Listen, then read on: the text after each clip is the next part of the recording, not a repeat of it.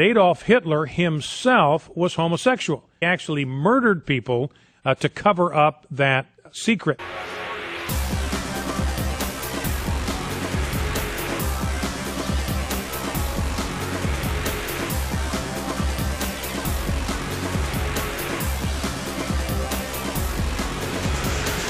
Hello and welcome to the how-to guide that teaches you how to hate the gays.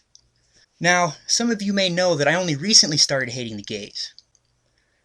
And at first it was really hard to get into because it was hard to figure out exactly why. Like what the reason is to hate someone for something they do in their personal life. But thankfully, after watching cable news, and especially Fox News, I've been able to conquer my stigma and start fully hating the gays. And I'm going to show you how to do it too.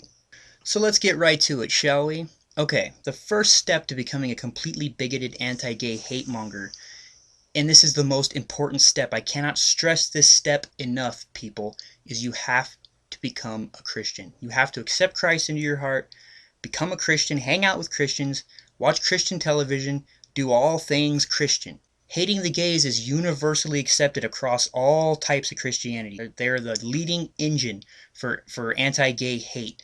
So I want everyone to take a moment to accept Jesus Christ into your heart, okay?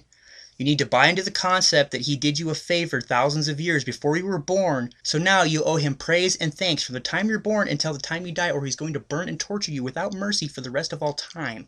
Go ahead and become Christians. I'll give you a moment. Finished? Are you Christian yet? Good. Welcome to the majority. If you're in the United States right now, you've just joined the team that makes up roughly 80% of the entire population. Also, you are now downtrodden and persecuted by the rest of society, and everyone should feel sorry for you. Ms. White, are you saying we're going to be going towards widespread discrimination of heterosexuals if we have gay marriage? People who do believe that marriage is between one man and one woman end up being discriminated against. In New Mexico, a photographer declined to be hired to use her services to photograph a same-sex ceremony. She was sued. As a Christian, you are going to be required to be hateful and discriminatory, and in order to get away with that, you are going to need to learn how to successfully pull off a little maneuver known as the Christian okey doke. In other words, whenever anyone calls you out on your own bigotry and discrimination, you need to convince everyone else that it is actually you who is being discriminated against.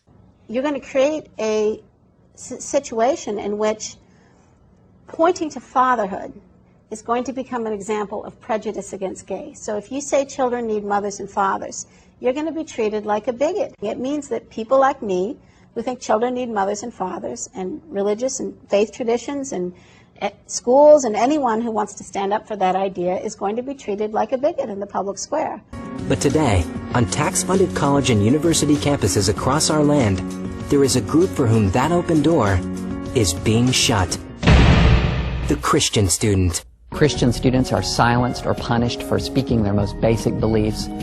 Aggressive discrimination policies and actions taken against students who simply wish to openly live out their faith on campus. There is a crisis of religious freedom on campus. Dozens of universities have thrown Christian student groups off campus. Christian professors do not have the same chance to receive tenure or promotion in the academy. To say that a man can replace a woman in a marriage is discrimination against women. And the same is true the opposite, that to say that a woman can replace a man is discriminatory against men. Did you hear that? Gay marriage is discrimination against both men and women. That's every single person. Gay marriage discriminates against everyone, even gay people. God damn, that Wendy Wright is brilliant. For the first time, something has managed to discriminate against every single person on the entire planet. Nothing has ever been able to do that before because it defies logic. And yet, somehow, gay marriage has done just that. Alright, let's move on to step 2. You need to convince yourself that this is more than just an issue of sexuality, of partnerships, of affording equal rights to all citizens without excluding anyone or any group for factors that are beyond their control. You need to frighten yourself. And one good way of doing just that is by coming up with a scary-sounding concept that doesn't even have anything to do with the issue whatsoever. And then convince yourself that it's going to happen if the gays are allowed to get married. So what's a good example of this? Oh, I don't know. How about human extinction? You suggested on the stage that if gay and lesbian couples were allowed to get married, that might eventually lead towards extinction. I just said that the best guard against extinction is marriage between one man and one woman.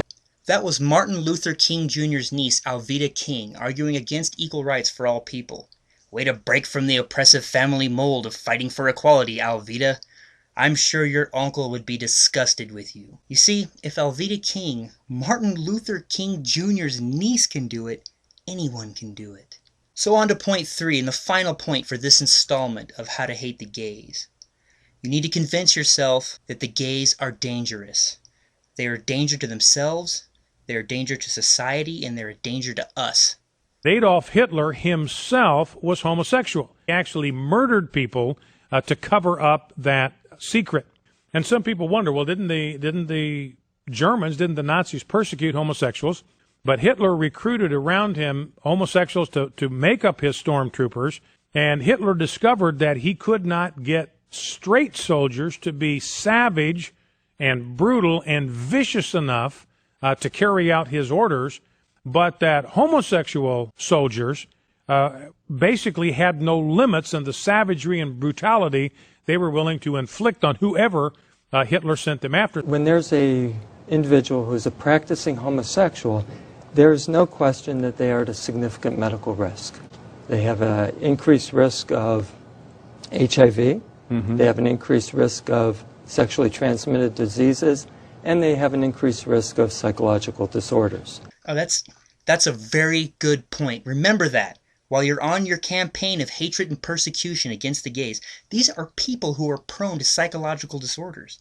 Many of them frightened and paranoid, convinced that the rest of society is out to get them. So be extra careful while you're hunting them down. Alright, that's going to be everything for this first installment of How to Hate the Gays.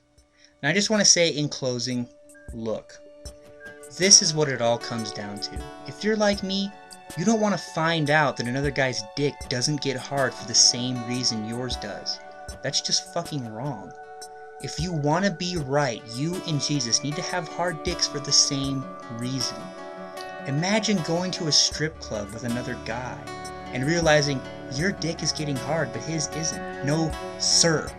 If you and I are going to be friends, if we are going to get along with one another, our dicks need to be hard at the same time for the same reason. Our dicks need to hum in perfect unison. Our dicks need to be as one. And there's nothing more straight than knowing that you and another dude are in perfect dick harmony. I'm OG Jimbo. Thanks for watching, thanks for learning, thanks for hating, and I'll see you guys in the next video.